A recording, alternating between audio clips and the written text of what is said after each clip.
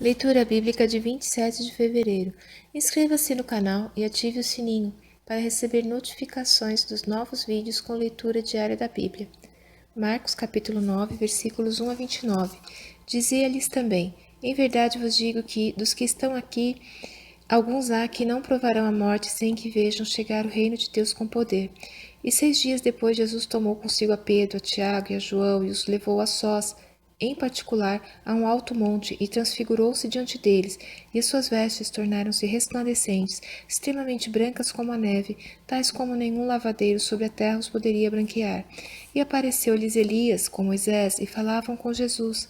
E Pedro, tomando a palavra, disse a Jesus: Mestre, é bom que estejamos aqui, e façamos 3 cabanas, uma para ti, outra a Moisés e outra para Elias, pois não sabia o que dizia, pois estavam assombrados.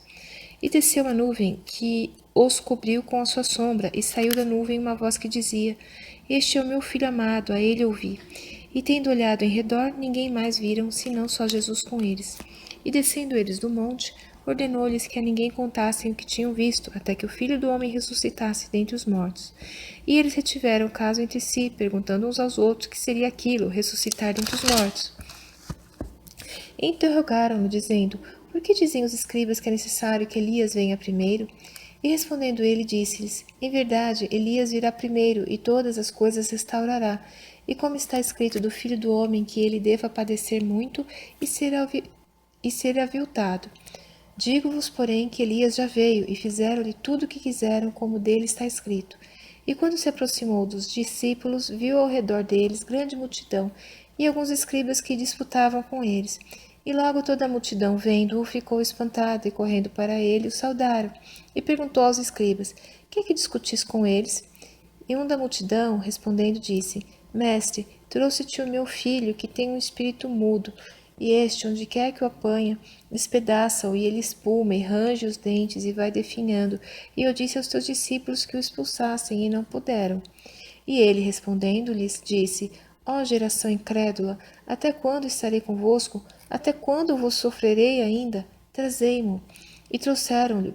E quando ele o viu, logo o espírito o agitou com violência, e caindo, o endemoniado por terra, revolvia-se escumando.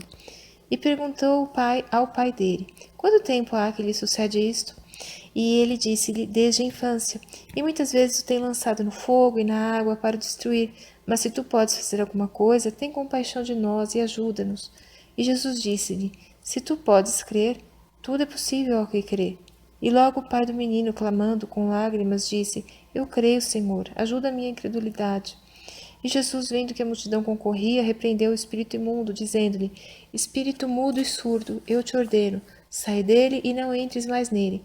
E ele, clamando e agitando-o com violência, saiu. E ficou o menino como morto, de tal maneira que muitos diziam que estava morto. Mas Jesus, tomando-o pela mão, o ergueu e ele se levantou.